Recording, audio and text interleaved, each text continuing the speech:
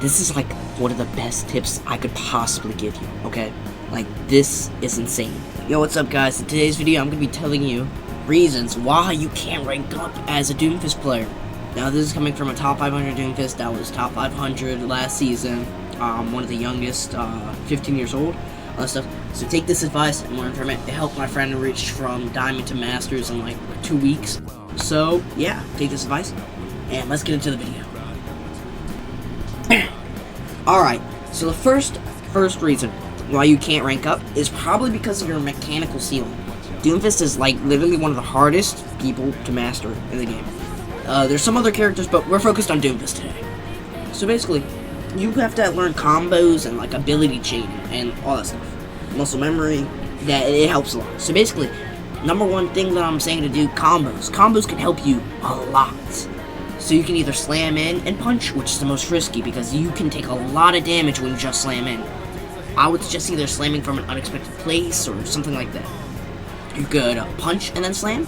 So for example, you see an Ana, you punch her, and then slam behind her, all that stuff. But this is if you have no wall. With wall is where the combos start getting extremely deadly. You don't even have to use another ability if you just hit one punch. You use block, you get empowered punch, you punch them into a wall. Like full charge by the way. And squishies, you just use 2 shots. You can either use 2 shots and a melee, or if you're precise enough, and if you have really good aim, you don't even need a melee. Now, I rely on melee personally because I'm trying to get that guaranteed kill. And that's really important because sometimes they'll get healed randomly. I don't know why, but it's a thing that happens. So, don't tell them. But yeah, always do that combo. The punch, 2 shots melee combo, most common, most unavoidable, most deadly. After that, it's predictable.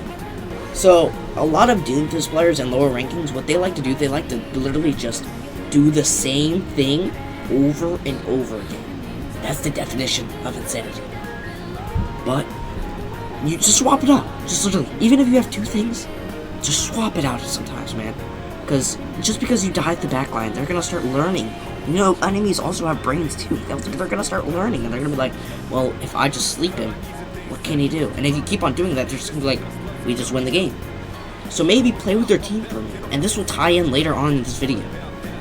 After that, you might be relying, now, don't get me wrong, hitting a big punch is amazing, okay? But you could be relying a lot on that. You'll see a lot of pros, I used to do that too. That's what kept me in Masters and Diamond.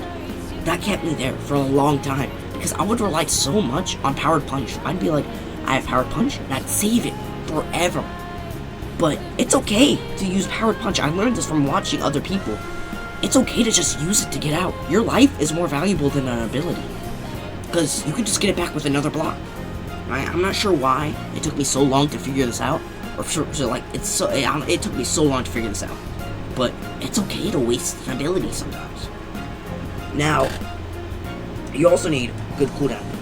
So what I'm saying is, don't just go into the enemy team like a bad Doomfist player, dive in, block, get speared, everything, and then punch them. You're gonna die. Unless they're just 2v1ing or 1v1ing. That makes sort of sense. But still, cycle your abilities. You'll never really catch me or a lot of other heavy Doom players without a singular ability or a backup plan in their head. So for example, what I like to do, this is the most thing, this is like one of the best tips I could possibly give you, okay? Like, this is insane. What you do, now, I know it might sound like cheesy or whatever, but you get so much value in alt charge off of this. You slam in and punch out. Now I know you're like, how could this help me? Brother, they can't react that fast. If you think ahead, the person who thinks ahead is going to be faster than the other person who's thinking at the time. You literally slam in, they get hit, they all get hit, and all the people get hit, they're probably gonna be like, oh, he's here, I use my hook, I use my sleep. You bait out so many cooldowns off of that, and they just punch out before they can even hit those cooldowns. So they just waste every ability, leaving your team to go in, and you're alive. And then you can just cycle back in. It gives you so much, like, value. It's insane. Also, you have to know, now this ties back into the last step. You need to know when they use abilities. So for example, you can hear audio cues of Hog Hook, Hailing Wall, Flashbang, or Suzu. These abilities can stop entire like entire ultimates. Like no, Suzu ult should not be able to stop a tire. Tell me I'm wrong. I don't care. Because Skirko will be your #1 Daru. I have no idea how many times I've tried to hit a massive punch just to get a Suzu. It's insane. After that, I'd probably say movement. You need some movement techniques. Now, me personally, I don't really use movement techniques that much, only because they're so like, oh, I have to learn how to diag off of this or something like that. I have to learn how to do this. You don't need that to hit GM, I promise you. All you need is know how to super jump. That's it. Super jump is when you look up into the sky or look up where you want to go, you slam, and then right as soon as you pop slam, cancel it with an ability. It sends you flying, or you can control it and learn and how to actually like aim it. Air punches are amazing. They'll help you out so much in games. Because BAPs, they'll like to jump up a lot. They'll predict and like shoot, and then they'll jump up. You go up and punch them out there. That's how you get them. You also have not peeling and like just not knowing that your team needs help in the back line. Now, do I really think this is? I just stuck this in here because sometimes it could be helpful. It's not really like a huge thing. You could help your supports occasionally. The only reason why I say occasionally is because sometimes I need to go in the back line and I need to do things. But if my support's like, Doomfist, peel for me. You got that, bro. Just play more passive. Play around me. So, yeah. It's pretty much, it's a 50-50 kind of thing. I personally feel like if you can get kills when you go in and leave your team behind, you're good. The steps you can kind of disregard to be self. After that, it's gonna be bad target selection. Brother, I've seen Doomfist players dive a full HP road. Yeah, if you do that, you might need to reanalyze and maybe pick a new character, okay? Because it's okay to swap, okay?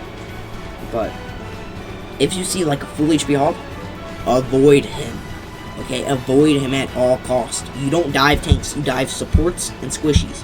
Once you get the supports and squishies out the way, the team can either make use of that and go in and kill a tank, or they can help you kill other people.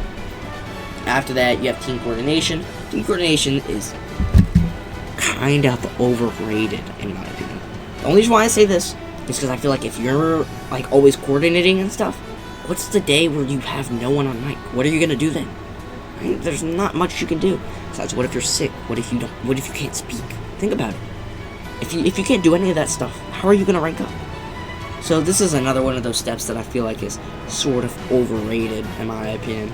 So I'll give you guys a little tip on how to, what's called.